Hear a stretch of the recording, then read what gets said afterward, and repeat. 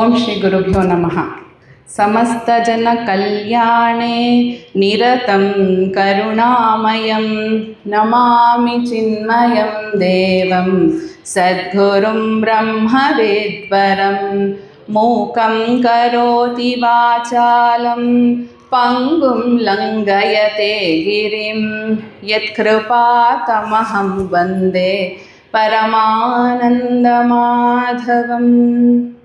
ಗುರು ಪರಂಪರೆಗೆ ವಂದಿಸುತ್ತಾ ನನ್ನ ಪ್ರೀತಿಯ ಗುರುದೇವರಿಗೂ ಹಾಗೂ ಸ್ವಾಮಿ ಬ್ರಹ್ಮಾನಂದ ಮಹಾರಾಜರಿಗೂ ಹಾಗೂ ಪೂಜ್ಯ ಗಹನಂದ ಸ್ವಾಮೀಜಿಗೂ ನನ್ನ ಭಕ್ತಿಪೂರ್ವಕ ನಮಸ್ಕಾರಗಳು. ನನಗೆ ಯಾವಾಗಲೂ ಪ್ರೋತ್ಸಾಹ ಕೊಡುವ ಸ್ಟಡಿ ಗ್ರೂಪಿನ ಗುರು ಶಾಲಿನಿಗೂ ಹಾಗೂ ನನ್ನ ಎಲ್ಲ ಸತ್ಸಂಗ ಮಿತ್ರರಿಗೂ ಪ್ರೀತಿಪೂರ್ವಕ ನಮಸ್ಕಾರಗಳು.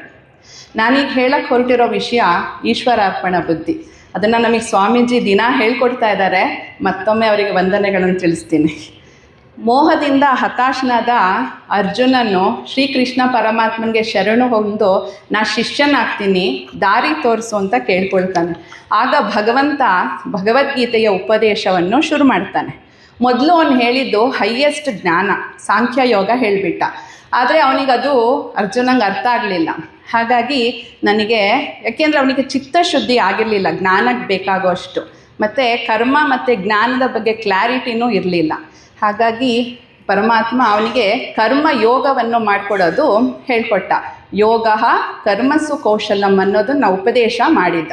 ಸೊ ಅದೇ ಕರ್ಮವನ್ನು ನನಗೂ ಹೇಳ್ಕೊಡ್ತಾ ಇದ್ದಾನೆ ಅಂತ ನಾನು ತಿಳಿಬೇಕು. ಸೊ ಹುಡ್ದಾಗಿಂದ ನಮಗೆ ಕರ್ಮವನ್ನು ಮಾಡು, ಫಲವನ್ನು ಪಡಿ, ಇದರಲ್ಲೇ ಆಸಕ್ತಿ ಇತ್ತು.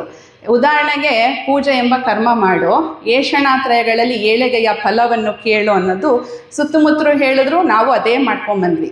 ಈಗ ಅದೇ ಕರ್ಮವನ್ನು ಪರಮಾತ್ಮ ಕರ್ಮಯೋಗವಾಗಿ ಮಾಡಬೇಕು ಅಂತ ಹೇಳ್ಕೊಡ್ತಾ ಇದ್ದಾನೆ.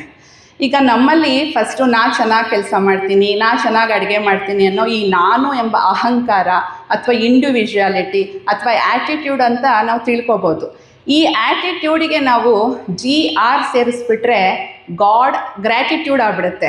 ಏನದು GR ಅಂದರೆ god alone is the real doer. ಇದೇ ಈಶ್ವರಾರ್ಪಣ ಬುದ್ಧಿ. ಯಾವಾಗ ಈ ಗ್ರ್ಯಾಟಿಟ್ಯೂಡ್ ಜಾಸ್ತಿ ಆಗುತ್ತೋ ನನ್ನ ಆ್ಯಟಿಟ್ಯೂಡ್ ಬುದ್ಧಿನೂ ಕಮ್ಮಿ ಆಗ್ತಾ ಬರ್ತದೆ. ಸೊ ರಾಮಾಯಣದಲ್ಲಿ ಒಂದು ಕತೆ ನೋಡೋಣ. ಹನುಮಂತ ಎಲ್ಲ ಕಡೆ ಸೀತಾಮಾತೆನ ಹುಡುಕಕ್ಕೆ ಲಂಕೆಗೆ ಬಂದ, ಆದರೆ ಎಲ್ಲೂ ಸಿಗಲಿಲ್ಲ ಅವಳು. ಕೊನೆಗೆ ರಾವಣನ ಅಂತಃಪುರಕ್ಕೂ ಹೋಗಿ ಹುಡುಕ್ತಾನೆ, ಅಲ್ಲೂ ಸಿಗಲಿಲ್ಲ. ಅಯ್ಯೋ ನಾನು ಇಷ್ಟೆಲ್ಲ ಸಾಹಸ ಮಾಡ್ಕೊಂಬಂದೆ, ನನಗೆ ಸೀತಾಮಾತೆ ಸಿಗ್ತಿಲ್ವಲ್ಲ ಅಂದ್ಕೊಂಡ ತಕ್ಷಣ ಒಳಗಿಂದ ಒಂದು ಧ್ವನಿ ಹೇಳುತ್ತೆ, ನೀನು ಮಾಡ್ತಿರೋದು ಶ್ರೀರಾಮನ ಕೆಲಸ, ಅವನ ಸಹಾಯ ಕೇಳು ಅಂತ ಹೇಳ್ತಾನೆ. ತಕ್ಷಣ ಅವನು ಜೈ ಶ್ರೀರಾಮ್ ಅಂತಾನೆ. ಆವಾಗ ಅವನಿಗೆ ಅಲ್ಲಿ ಎದುರುಗಡೆ ಇದ್ದ ಅಶೋಕವನ ಕಾಣಿಸತ್ತೆ. ಸೊ ಯಾವುದೇ ಕೆಲಸ ಮಾಡಬೇಕಾದ್ರೂ ನಾನು ಭಗವಂತನ ಜ್ಞಾಪಿಸ್ಕೊಂಡು ಕೆಲಸ ಮಾಡಿದ್ರೆ ಕರ್ಮ ಬಂಧನ ಆಗೋದಿಲ್ಲ. ಇದು ಕರ್ತೃತ್ವ ಬುದ್ಧಿನೇ ನನಗೆ ಸಂಸಾರಕ್ಕೆ ಕಾರಣ ಆಗಿಬಿಡತ್ತೆ. ಹಾಗಾಗಿ ಪ್ರತಿ ಕೆಲಸದಲ್ಲೂ ನನಗೆ ಪರಮಾತ್ಮ ಜ್ಞಾಪಿಸ್ಕೋಬೇಕು. ಕರ್ಮಯೋಗ ಸ್ವಾಮೀಜಿ ಹೇಳ್ತಾ ಇದ್ದಾರೆ ನಮಗೆ ಮೊದಲ ಮೆಟ್ಟಲು. ಅದರಲ್ಲಿ ಈಶ್ವರಾರ್ಪಣ ಬುದ್ಧಿಯನ್ನು ಬೆಳೆಸ್ಕೊಳ್ಳೇಬೇಕು. ಇದನ್ನೇ ಶ್ರೀ ರಮಣ ಮಹರ್ಷಿಗಳು ಹೇಳಿದ್ರು, ಈಶ್ವರಾರ್ಪಿತಂ ನ ಇಚ್ಛಯ ಕೃತಂ ಚಿತ್ತಶೋಧಕಂ ಮುಕ್ತಿ ಸಾಧಕಂ ಅಂತ. ಮೊನ್ನೆ 3 ದಿನದ ಹಿಂದೆ ಸ್ವಾಮೀಜಿ ಇದನ್ನು ಎಕ್ಸ್ಪ್ಲೇನ್ ಮಾಡಿದ್ರು, ಎಷ್ಟು ಇಂಪಾರ್ಟೆಂಟ್ ಶ್ಲೋಕ ಅಂತ. ಈಶ್ವರಾರ್ಪಣ ಬುದ್ಧಿಯೇ ನಮಗೆ ಮೋಕ್ಷಕ್ಕೆ ಮೊದಲ ಮೆಟ್ಟಲಾಗುತ್ತದೆ. ಈಶ್ವರಾರ್ಪಣ ಬುದ್ಧಿಯಿಂದ ನನ್ನ ಚಿತ್ತಶುದ್ಧಿ ಆಗತ್ತೆ, ಚಿತ್ತ ಏಕಾಗ್ರತೆ ಬರುತ್ತೆ, ನನ್ನ ಇಷ್ಟ ದೇವತೆಯಲ್ಲಿ ನನಗೆ ಪ್ರೀತಿ ಹೆಚ್ಚಾಗಿ ಅವನ ಕುಶಲತೆಯೂ ನಾನು ಎಲ್ಲ ಕಡೆ ನೋಡ್ತಾ ಇರ್ತೀನಿ. ಎಲ್ಲಿ ಪ್ರೀತಿ ಇರುತ್ತೋ ಅಲ್ಲಿ ನಾನು ಪರಮಾತ್ಮನ ಜ್ಞಾಪಿಸ್ಕೊಳ್ಳೋದು ಕಷ್ಟನೇ ಆಗಲ್ಲ ಅಲ್ವಾ? ನಮಗೆಲ್ಲ ಗೊತ್ತಿದೆ ಇದು. ಸೊ ನಮಗೆ ಹಿಂದೂ ಧರ್ಮದಲ್ಲಿ ಬೆಳಗ್ಗೆ ಎದ್ದಾಗಿನಿಂದ ಬ್ರಷ್ ಮಾಡೋಕ್ಕೆ ಒಂದು ಸ್ತೋತ್ರ ಹೇಳ್ಕೊಟ್ಟಿದ್ದಾರೆ, ನಿದ್ದೆ ಮಾಡೋವರೆಗೂ ಒಂದೊಂದು ಸ್ತೋತ್ರ ಹೇಳ್ಕೊಟ್ಟಿದ್ದಾರೆ. ಅದನ್ನು ನಾನು ಮನಸಾರೆ ಹೇಳಿಬಿಟ್ರೆ ನನ್ನ ಸಾಧನೆಯಲ್ಲೂ ನನಗದು ತುಂಬ ಹೆಲ್ಪ್ ಆಗುತ್ತೆ. ಸೊ ನಾನು ಮಾಡುವ ಕೆಲಸ ಬೇರೆ, ಸಾಧನೆ ಅಧ್ಯಾತ್ಮ ಬೇರೆ ಅಂತ ನಾನು ಮಾಡಬಾರ್ದು. ಈಗ ಪರಮಾತ್ಮ 3ನೇ ಅಧ್ಯಾಯ 30ರಲ್ಲಿ ಈ ಈಶ್ವರಾರ್ಪಣ ಬುದ್ಧಿಯನ್ನು ಹೇಳಿದ್ದಾನೆ. ಏನಂತ ನೋಡೋಣ. ಮಯಿ ಸರ್ವಾಣಿ ಕರ್ಮಾಣಿ ಸನ್ಯಸ್ಯಾಧ್ಯಾತ್ಮ ಚೇತಸ ನಿರಾಶೈರ್ನಿರ್ಮಮೋ ಭೂತ್ವಾ ಯುಧ್ಯಸ್ವ ವಿಗತಜ್ವರಃ ಭಗವಂತ ಹೇಳ್ತಾ ಇದ್ದಾನೆ ಎಲ್ಲ ಕರ್ಮಗಳನ್ನು ನನಗೆ ಅರ್ಪಿಸು ಅಂತ. ಈ ವಿರಾಟ್ ರೂಪದಲ್ಲಿರುವ ಭಗವಂತನಿಗೆ ನಾನು ಎಲ್ಲ ಕರ್ಮಗಳು ಅರ್ಪಿಸ್ಬಿಟ್ರೆ ಅದು ಪ್ರಸಾದ ಆಗೋಗುತ್ತೆ, ಪವಿತ್ರ ಆಗೋಗುತ್ತೆ. ಸೊ ನಾನು ಯಾವ ಭಾವನೆ ಇಟ್ಕೊಂಡು ಕೆಲಸ ಮಾಡ್ತೀನಿ, ಸಂಕಲ್ಪ ಇಟ್ಕೊಂಡು ಕೆಲಸ ಮಾಡ್ತೀನಿ ಅಂತ ಪರಮಾತ್ಮ ನೋಡ್ತಾ ಇದ್ದಾನೆ ಅಂದರೆ ನನ್ನಲ್ಲಿ ತಪ್ಪು ಕೆಲಸ ಮಾಡೋಕ್ಕೆ ಸಾಧ್ಯನೇ ಆಗಲ್ಲ. ಹೇಗೆ ತಾಯಿ ಎದುರುಗಡೆ ಇದ್ದಾಗ ದೊಡ್ಡ ಮಗು ಚಿಕ್ಕ ಮಗುಗೆ ಚೇಷ್ಟೆ ಮಾಡೋಕ್ಕೆ ಹೋಗಲ್ಲ ಅಲ್ವಾ, ಆ ಥರನೇ. ಸೊ ಪ್ರಪಂಚದಲ್ಲಿ ನಾವು ನೋಡಿದ್ರೆ ಎಲ್ಲ ಯಜ್ಞ ಭಾವನೆಯಿಂದ ನಡೀತಾನೆ ಇದೆ. ಆ ಯಜ್ಞ ಭಾವನೆಯಿಂದಲೇ ನಾನು ಸಮಷ್ಟಿಗಾಗಿ ಕೆಲಸ ಮಾಡಬೇಕು ಮತ್ತು ಪ್ರಾರ್ಥನೆಯನ್ನು ಮಾಡಬೇಕು. ಈ ಶಾಂತಿ ಮಂತ್ರಗಳನ್ನು ನಮ್ಮ ಋಷಿ ಮುನಿಗಳು ಕೊಟ್ಬಿಟ್ಟಿದ್ದಾರೆ. ಅದನ್ನು ನಾವು ದಿನ ಹೇಳ್ಕೊಂಡು ಎಲ್ಲರಿಗೂ ಒಳ್ಳೆಯದಾಗಲಿ ಅಂತ ಭಾವನೆ ಬರೆಸ್ಕೋಬೇಕು. ನಾವು ರಾಮಾಯಣದಲ್ಲಿ ನಮಗೆಲ್ಲ ಗೊತ್ತು, ಸೇತುವೆ ಕಟ್ಟಬೇಕಾದ್ರೆ ಕಲ್ಲಲ್ಲಿ ಶ್ರೀರಾಮ ಅಂತ ಹೆಸರು ಬಿಟ್ಟು ಕಲ್ಲನ್ನು ಬಿಟ್ಬಿಟ್ರು. ಅದೇನಾಯಿತು? ಮುಳುಗಲಿಲ್ಲ, ತೇಲ್ತು. ಇಷ್ಟು ಶಕ್ತಿ ಇದೆ ಭಗವತ್ ನಾಮಸ್ಮರಣೆಗೆ. ಹಾಗಾಗಿ ಪ್ರತಿ ಕೆಲಸ ಮಾಡಿದ್ರು ಅದು ಭಗವಂತನಿಗಾಗಿ ಅಂತಲೇ ನಾನು ಮಾಡಬೇಕು. ಕೆಲಸವನ್ನು ಬರೀ ಏಷಣತ್ರಯಕ್ಕಾಗಿ ಮಾಡಬಾರ್ದು, ನನ್ನ ಚಿತ್ತ ಶುದ್ಧಿ ಆಗಲಿ ಅಂತ ನಾವು ಮಾಡಬೇಕು. ಪ್ರಾರಬ್ಧದಲ್ಲಿರೋ ಭೋಗ ನನಗೆ ಸಿಕ್ಕೇ ಸಿಗತ್ತೆ ಅಲ್ವಾ. ಮೊದಲು ನಂಗೆ ಏನಾಗಿತ್ತು, ನನ್ನ ಇಷ್ಟ ದೇವತೆ ಸಾಧನೆಯಾಗಿ ಭೋಗವು ಗುರಿಯಾಗಿತ್ತು. ಈಗ ಸತ್ಸಂಗ ಸದ್ಗುರು ವಾಕ್ಯಗಳಿಂದ ನನಗೇನು ಗೊತ್ತಾಗಿದೆ, ನನಗೆ ಸಿಕ್ಕಿರುವ ಭೋಗ ನನಗೆ ಸಾಧನೆ ಮಾಡಿಕೊಂಡು ನನ್ನ ಇಷ್ಟ ದೇವತೆನ ಸೇರಬೇಕು ಅನ್ನೋದು ನಂಗೆ ಗೊತ್ತಾಗಿದೆ. ಈ ದೃಷ್ಟಿ ಬಂತು ನನ್ನಲ್ಲಿ, ಆವಾಗ ರಾಗದ್ವೇಷ ಕಮ್ಮಿ ಆಗಿಬಿಡತ್ತೆ. ಟೀಕೆ, ನಿಂದನೆ, ಹೊಗಳಿಕೆ ಯಾವುದಕ್ಕೂ ಮನಗೊಡೋದಿಲ್ಲ. ನಮ್ಮ ಗುರುದೇವರು ಸಾರ್ವಜನಿಕವಾಗಿ ಜ್ಞಾನಯಜ್ಞ ಶುರು ಮಾಡಿದ್ರಲ್ಲ, ಅವಾಗ ಮಡಿವಂತರು ಬೊಬ್ಬೆ ಇಟ್ಟರು.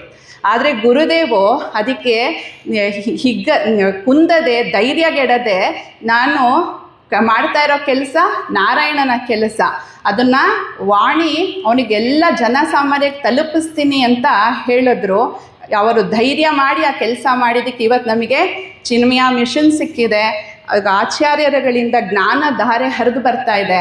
ಮತ್ತು ಸಮಷ್ಟಿಯಲ್ಲಿ ಲಕ್ಷಾಂತರ ಜನ ಅಧ್ಯಾತ್ಮ ದಾರಿ ಹಿಡಿದಾರೆ. ಒಬ್ಬ ಧೀರ ವ್ಯಕ್ತಿಯಿಂದ ಈ ಥರ ಸಮಷ್ಟಿಯಲ್ಲಿ ಒಳ್ಳೆಯದಾಗ್ಬಿಡತ್ತೆ.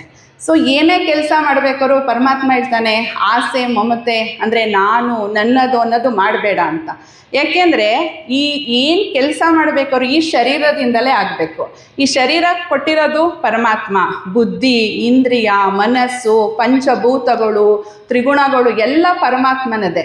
ಸೊ ಎಲ್ಲ ಅವನೇ ಕೊಟ್ಟಿರೋದು ಅಂದ್ಕೊಂಡು ನಾನು ಬರೀ ಉಪಕರಣ ಆಗುವೆ. ಇದನ್ನು ನೀನು ಯಾವಾಗ ಬೇಕಾದ್ರೂ ಉಪಯೋಗಿಸ್ಕೊಳ್ಬೇಕು. ಇಲ್ಲದಿದ್ರೆ ಕರ್ಮ ಮಾಡಬೇಕಾದ್ರೆ ಬರೀ ನನ್ನ ಅಪೇಕ್ಷೆ ನಿರೀಕ್ಷೆಲ್ಲೇ ಸಿಕ್ಕಾಕೊಂಡ್ಬಿಡ್ತೀನಿ ನಾನು. ಇದನ್ನೇ ಪುರಂದರದಾಸರು ಕೆರೆಯ ನೀರನ್ನು ಕೆರೆಗೆ ಚೆಲ್ಲಿ ಎಂಬ ಒಂದು ಪಿಳ್ಳಾರ ಗೀತೆಯಲ್ಲಿ ಸಮರ್ಪಣಾ ಭಾವನೆಯನ್ನು ಹೇಳ್ಕೊಟ್ಬಿಟ್ಟಿದ್ದಾರೆ. ಅದನ್ನು ನಾವು ಕಲ್ತ್ಕೋಬೇಕು. ಸೊ ಕರ್ಮ ಮಾಡಬೇಕಾದ್ರೆ ಯಾವಾಗಲೂ ನಮಗೇನು ಅನ್ಸೋದು, ಫಲದ ಆಸೆ ಮೇಲೇ ಯೋಚನೆ ನಮಗೆ ಆತಂಕ. ಸ್ವಾಮೀಜಿ ಅದನ್ನು ದಿನ ಹೇಳ್ತಾ ಇದ್ದಾರೆ. ಸೊ ನಾವು ಯೋಚನೆ ಇಟ್ಕೋಬಾರ್ದು, ಗುರಿ ಇಟ್ಕೋಬೇಕು, ಕೆಲಸನ ಚೆನ್ನಾಗಿ ಮಾಡಬೇಕು. ಆದರೆ ನಾನು ಅಂದ್ಕೊಂಡಿದ್ದ ಫಲ ಬಂತ, ಒಳ್ಳೆಯದು. ಬರಲಿಲ್ವಾ, ಇನ್ನೂ ಒಳ್ಳೆಯದು. ಬೇರೆ ಥರ ಫಲ ಬಂತ, ಅದು ನನಗೆ ಅನುಭವವನ್ನು ಕಲಿಸತ್ತೆ ಅಂತ ಮಾಡಬೇಕು. ನನ್ನ ಇಷ್ಟ ದೇವತೆಗೆ ಗೊತ್ತು ಯಾವಾಗ ಎಷ್ಟು ಯಾವುದು ಸರಿ ಕೊಡಬೇಕು ಅಂತ ಅವನಿಗೆ ಗೊತ್ತಿದೆ ಅನ್ನೋ ದೃಢ ವಿಶ್ವಾಸ ನನ್ನಿರಬೇಕು. ಆವಾಗ ನಾನು ಫಲಕ್ಕೆ ಆಸೆ ಪಡೋದೇ ಇಲ್ಲ. ಅದಕ್ಕೆ ಗುರುದೇವ್ ಹೇಳಿದ್ದು, God will give what you deserve, not what you desire ಅಂತ. ಮೊನ್ನೆ ಸ್ವಾಮೀಜಿ ಇದನ್ನು ಕೋಟ್ ಮಾಡಿದರು.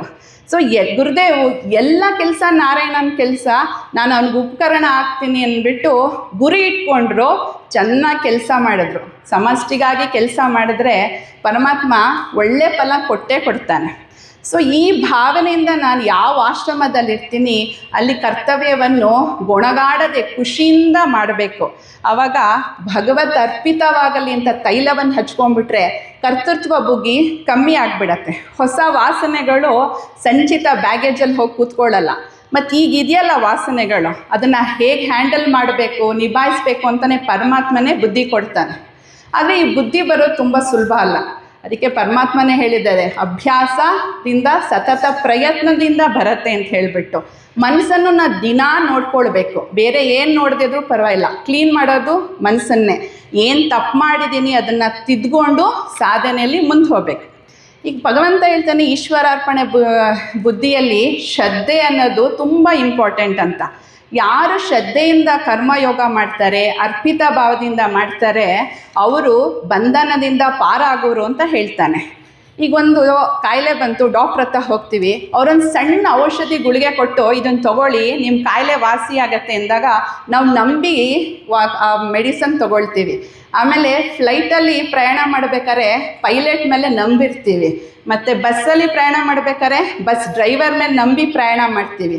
ಇನ್ನು ಅಖಿಲ ಕೋಟಿ ಬ್ರಹ್ಮಾಂಡವನ್ನು ನಡೆಸ್ತಾ ಇದ್ದಾನಲ್ಲ ಆ ಪರಮಾತ್ಮ ಸರ್ವಜ್ಞ ಸರ್ವವಿತ್, ಅವನಲ್ಲಿ ಶ್ರದ್ಧೆ ಮತ್ತು ಇಲ್ಲ ಅಂದರೆ ಹೇಗಲ್ವಾ? ಈ ಶ್ರದ್ಧೆ ಅಂತ ಬಂದ ತಕ್ಷಣ ನಮಗೆ ನೆನಪಾಗೋದು ಶಬರಿಗೆ ಮಾತಂಕ ಸದ್ಗುರುಗಳು ನಿನ್ನ ಕೆಲಸ ಏನು ಮಾಡ್ಕೊಂಡಿದ್ಯಾ ಅದನ್ನು ಮಾಡ್ತಾ ಇಲ್ಲೇ ಇರೋ, ನಿನಗೆ ಶ್ರೀರಾಮನ ದರ್ಶನ ಆಗತ್ತೆ ಅಂದರು. ಅವಳು ಒಂದು ಸಲ ಎಷ್ಟು ದಿನ ಕಾಯಬೇಕು, ಇದೇ ಕೆಲಸ ಮಾಡಬೇಕಂತ ಒಂದು ಸಲನೂ ಕೇಳಲಿಲ್ಲ. ನೀನು ಗುರು ಹೇಳಿದರೆ ಶ್ರದ್ಧೆ ಇಟ್ಟಿದ್ದೀನಿ, ನನ್ನ ಗುರಿ ಶ್ರೀರಾಮನ ದರ್ಶನ, ನನ್ನ ಕೆಲಸ ನಾನು ಮಾಡ್ಕೊಂಡು ಹೋಗ್ತೀನಿ ಅಂತ ಮಾಡಿದ್ಲು. ಸೊ ಈ ಶ್ರದ್ಧೆಗೆ ಪರಮಾತ್ಮ ಒಲಿದು ಬಂದ್ಬಿಟ್ಟು ಅವಳಿಗೆ ನವವಿಧ ಭಕ್ತಿಯನ್ನು ಉಪದೇಶ ಮಾಡಿದ. ಈ ನವದ ಭಕ್ತಿಲಿ ಒಂದು ಗುಣ ಇದ್ದರೂ ಮನುಷ್ಯ ಉದ್ಧಾರ ಆಗ್ತಾರೆ, ನಿನ್ನಲ್ಲಿ 9 ಗುಣಗಳು ಇದೆ ಅಂತ ಅವಳನ್ನು ಹೊಗಳಿ ಮೆಚ್ಚಿ ಪರಂಧಾಮಕ್ಕೆ ಕಳಿಸ್ಬಿಟ್ಟ.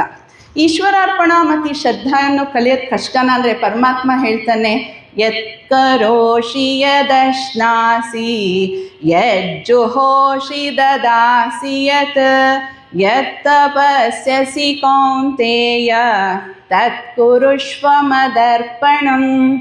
ನಾನು ಏನು ಕೆಲಸ ಮಾಡಬೇಕಾದ್ರೂ ಭಗವತ್ ಅರ್ಪಿತವಾಗಲಿ ಅಂತ ಮಾಡಿಬಿಟ್ರೆ ಸಂಸಾರ ಎಂಬ ಹೊಳ್ಳಕ್ಕೆ ಬೀಳೋದೇ ಇಲ್ಲ. ನಾನು ಪರಮಾತ್ಮನನ್ನು ಸಾರಥಿ ಮಾಡ್ಕೊಂಡ್ಬಿಟ್ರೆ ಈ ಜೀವನ ರಥ ಸರಿಯಾದ ದಾರಿಯಲ್ಲಿ ನೋಡುತ್ತೆ. ಅರ್ಜುನ ಮಾಡಿದ್ದು ಇದೇ ಒಂದು ಕೆಲಸ, ಕೃಷ್ಣ ಪರಮಾತ್ಮನ್ನೇ ಸಾರಥಿ ಮಾಡಿಕೊಂಡು ಉದ್ಧಾರ ಮಾಡಿಕೊಂಡು. ಯಾವಾಗ ಸಾರಥಿ ಮಾಡ್ಕೋತೀನೋ ಆವಾಗ ಬರೀ ಹಣಕ್ಕೆ ಕೀರ್ತಿಗೆ ಆಸೆ ಪಡೋದಿಲ್ಲ. ನಾನು ಒಳ್ಳೆ ಕೆಲಸನೇ ನನ್ನಿಂದ ಮಾಡಿಸ್ತಾನೆ. ಇದನ್ನೇ ಶಿವಮಾನಸ ಪೂಜಾ ಸ್ತೋತ್ರದಲ್ಲಿ ಹೇಳ್ತಾರೆ, ನಾನು ನಡೆದ್ರೆ ನಿನಗೆ ಪ್ರದಕ್ಷಿಣೆ ಆಗಲಿ, ನಾನು ನಿದ್ದೆ ಮಾಡಿದ್ರೆ ನಿನಗೆ ಸಮಾಧಿ ಸ್ಥಿತಿ ಆಗಲಿ ಅಂತ ಹೇಳ್ತಾರೆ.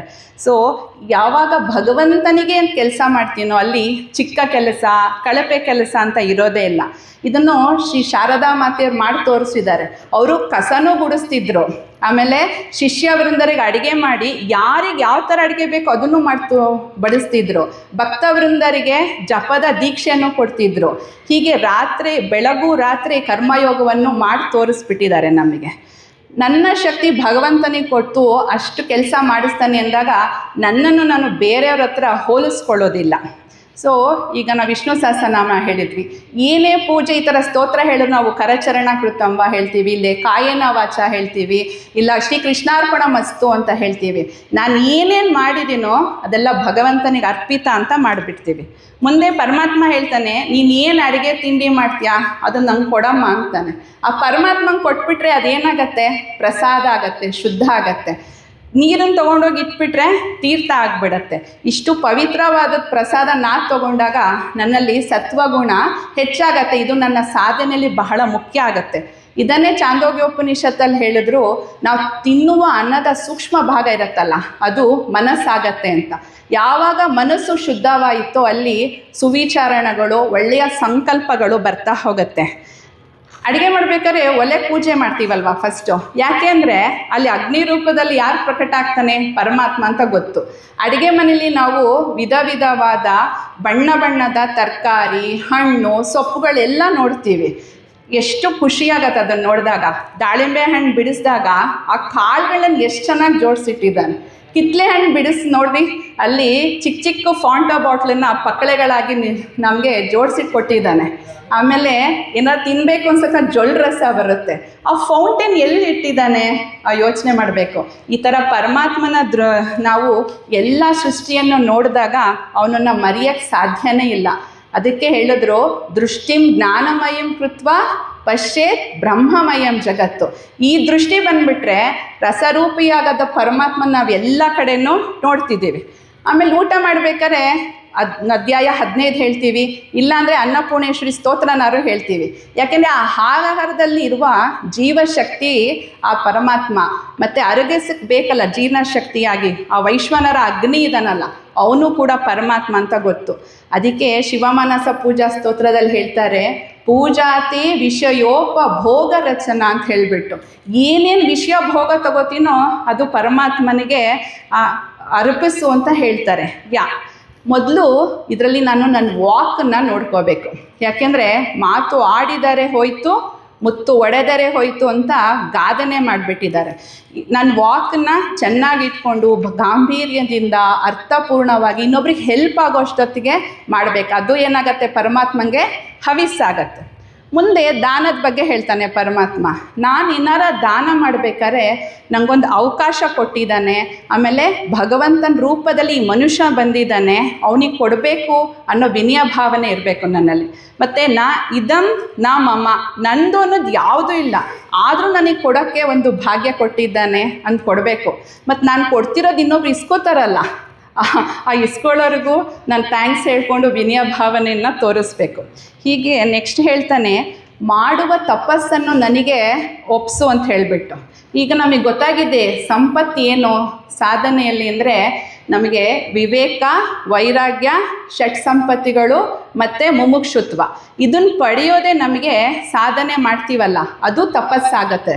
ಇದನ್ನು ಪಡಿಬೇಕಾದ್ರೆ ಪರಮಾತ್ಮನ ನಾನು ಸಹಾಯ ಕೇಳ್ಬೋದು. ಬೇಕಾದಷ್ಟು ಶ್ಲೋಕಗಳಿದೆ, ಮಂತ್ರಗಳಿದೆ, ಅದನ್ನೆಲ್ಲ ಹೇಳಿಕೊಂಡು ನಾನು ಅವನ ಸಹಾಯ ಕೇಳಬೇಕು.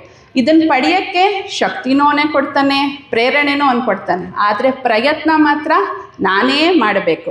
ಸೊ ಭಗವತಿ ನನ್ನಲ್ಲಿ ಈ ಶಮ, ದಮ, ಸ್ಮೃತಿ ರೂಪ ಮುಂತಾದ ಶಕ್ತಿ ರೂಪದಲ್ಲಿ ಇರ್ತಾಳೆ. ಯಾವಾಗ ಅವಳು ಬರ್ತಾಳೋ, ಅದು ಶಕ್ತಿ ಬರುತ್ತೋ ಅದು ಭಗವತಿದೇ ಅಂತ ಹೇಳಿ ನಾನು ಮಾಡಬೇಕು. ಈ ಥರ ವಿಚಾರ ಮಾಡ್ತೀನಲ್ಲ ಅದೇ ತಪಸ್ಸಾಗುತ್ತೆ. ಹೀಗೆ ಏನೇನೋ ಮಾಡ್ತೀನೋ ಅದನ್ನು ನನಗೆ ಅರ್ಪಿಸು ಅಂತ ಪರಮಾತ್ಮ ಹೇಳ್ತಾನೆ. ಪ್ರತಿ ಕ್ಷಣ ಭಗವಂತನ ಧ್ಯಾನ ಹೇಗೆ ಮಾಡೋದು ಅಂದರೆ, ನಮಗೆ ಗೋಪಿಕಾ ಸ್ತ್ರೀಯರು, ಉದ್ಧವ, ಹನುಮಂತ, ಪ್ರಹ್ಲಾದ, ನಮ್ಮ ಗುರುದೇವರು ಮತ್ತು ಅನೇಕ ಭಕ್ತ ಮಹನೀಯರು ಮಾಡಿ ತೋರಿಸಿದ್ದಾರೆ. ಅವ್ರ ಜೀವನ ಚರಿತ್ರೆ ಓದಿದರೆ ಈ ಥರ ಭಾವನೆ ಹೇಗೆ ಬರೆಸ್ಕೋಬೋದು ಅಂತ ನನಗೂ ತುಂಬ ಚೆನ್ನಾಗಿ ಗೊತ್ತಾಗತ್ತೆ. ನಾನು ಹುಟ್ಟೋಕ್ಕಿಂತ ಮುಂಚೆ ತಾಯಿ ಹಾಲು ರೆಡಿ ಮಾಡಿರ್ತಾನೆ. ಇಷ್ಟು ಮಾಡಿರೋ ಪರಮಾತ್ಮನನ್ನು ನಾನು ಏನು ಮಾಡಿದ್ರು ಮರಿಬಾರ್ದು. ಮತ್ತು ನಮ್ಮ ಚಿನ್ಮಯ ಮಿಷನಲ್ಲಿ ನೋಡಿದ್ದೀವಿ ನಾವು, ಏನೇ ಲೆಟರ್ ಬರೆದ್ರೂ ಕೊನೆಯಲ್ಲಿ ಅಂಟು him hour best in his ಸೇವಾ ಅಂತ ಬರೀತಾರೆ. ಯಾಕೆ? ಆ ಚಿಕ್ಕ ಕೆಲಸ ಆಗಬೇಕಾದ್ರೂ ಪರಮಾತ್ಮ ಕೊಟ್ಟಿರೋ ಶಕ್ತಿಯಿಂದಲೇ ಆಗಬೇಕು ಅಂತ ನಮಗೆ ಗೊತ್ತಾಗಿದೆ. ಈ ಸಣ್ಣ ಕೆಲಸ ದೊಡ್ಡ ಕೆಲಸ ಅನ್ನೋದೇ ಇರಲ್ಲ. ಈ ಏನೇನು ಶಕ್ತಿ ಕೊಟ್ಟಿದ್ದಾನೆ ಪರಮಾತ್ಮ, ಅದನ್ನು ನಾನು ಹೇಗೆ ಉಪಯೋಗಿಸ್ತೀನಿ ಅದು ಪರಮಾತ್ಮನಿಗೆ ಉಡುಗೊರೆ ಆಗತ್ತೆ, ರಿಟರ್ನ್ ಗಿಫ್ಟ್ ಕೊಟ್ಟಂಗೆ ನಾವು. ಮತ್ತು ಇಂಗ್ಲೀಷಲ್ಲೆಲ್ಲ ನೋಡಿದ್ದೀರಾ ನೀವು, ವಾಕಿಂಗ್, ಮೆಡಿಟೇಟಿಂಗ್, ಸ್ಲೀಪಿಂಗ್ ಅಂತೆಲ್ಲ ವರ್ಡ್ ಬರುತ್ತೆ.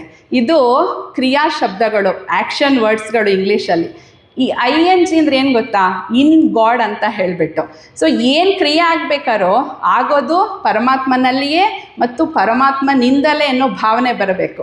ಈ ಥರ ಅವಿಮುಕ್ತಳಾದ ನನ್ನ ಇಷ್ಟ ದೇವತೆ ಯಾವಾಗಲೂ ನನ್ನ ಜೊತೆ ಇರ್ತಾಳೆ ಅಂದರೆ ಮನಸ್ಸು ಅಲ್ಲಾಡಲ್ಲ, ಭಯ ಪಡಲ್ಲ.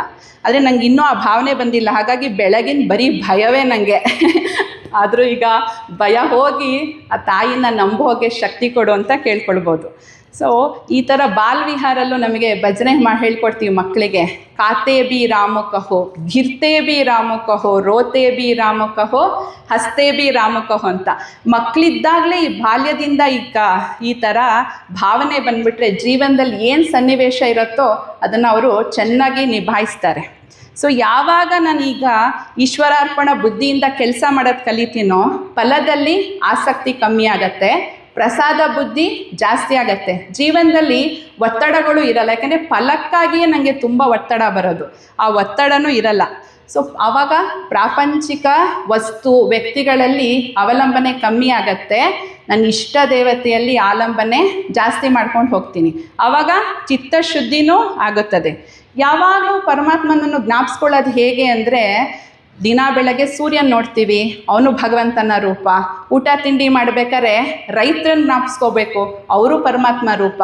ನಿರಾಳವಾಗಿ ನಾನು ನಿದ್ದೆ ಮಾಡ್ತಿದ್ದೀನಲ್ಲ, ಅಲ್ಲಿ ಗಡೀಲಿ ಸೈನಿಕರು ಎಷ್ಟು ಕಷ್ಟಪಟ್ಟು ದೇಶ ಕಾಯ್ತಾ ಇದ್ದಾರಲ್ಲ, ಅವ್ರನ್ನೂ ಜ್ಞಾಪಿಸ್ಕೊಂಡು ನಾವು ಧನ್ಯವಾದ ಹೇಳಬೇಕು. ಹೀಗೆ ನನ್ನ ಜೀವನ ಸರಳವಾಗಿ ನಡೀತಾ ಇದೆ ಅಂದರೆ ತುಂಬ ಸಹಾಯಕರಿರ್ತಾರೆ, ಅವರಿಗೆಲ್ಲ ನಾವು ಧನ್ಯವಾದ ಹೇಳ್ತಾ ಮನಸಾರೆ ಲೋಕಾಹ ಸಮಸ್ತಾಹ ಸುಖಿನೋ ಭವಂತು ಅಂತ ಹೇಳಬೇಕು. ಕೃಷ್ಣ ಪರಮಾತ್ಮ ಕೊಳಲು ನುಡಿಸ್ತಾನೆ. ಯಾಕೆ ಹೇಳಿ? ಅದು ತನ್ನ ಇಟ್ಕೊಂಡೇ ಇಲ್ಲ, ಖಾಲಿ ಆಗಿಬಿಟ್ಟಿದೆ. ಭಗವಂತ ಏನು ನುಡಿಸ್ತಾನೋ ಆ ರಾಗವನ್ನು ಅದು ಹೊರಹೊಮ್ಮುತ್ತದೆ. ಆ ಥರ ನಾನು ಕೊಳಲಾಗಕ್ಕೆ ಟ್ರೈ ಮಾಡಬೇಕು. ನಿನ್ನ ಕರ್ತವ್ಯವನ್ನಷ್ಟೇ ನೀನು ಪೂಜಿಸು, ಮಾಡುವ ಕಾಯಕವ ದೇವರಿಗೆ ಅರ್ಪಿಸು, ನಾನೇ ಮಾಡಿದೆ ಎಂಬ ಬುದ್ಧಿಯನ್ನು ಮರ್ತಿಸು, ಫಲದ ಮೇಲಿನ ಆಸೆಯನ್ನು ನೀನು ತ್ಯಜಿಸು. ಈ ಥರ ಈಶ್ವರಾರ್ಪಣ ಬುದ್ಧಿ, ಪ್ರಸಾದ ಸಮರ್ಪಣಾ ಬುದ್ಧಿ ನನ್ನಲ್ಲಿ ಇನ್ನೂ ಜಾಸ್ತಿ ಆಗಲಿ ಅಂತ ಗುರುವರಿಯರನ್ನು ಮತ್ತು ಇಷ್ಟ ದೇವತೆಯನ್ನು ಕೇಳ್ಕೊಳ್ತಾ ಈ ಸುಂದರವಾದ ವಿಚಾರವನ್ನು ಇಲ್ಲೇ ನಿಲ್ಲಿಸ್ತೀನಿ. ಹರಿ ಓಂ. ಓಂ ಕೃಷ್ಣಾರ್ಪಣಮಸ್ತು.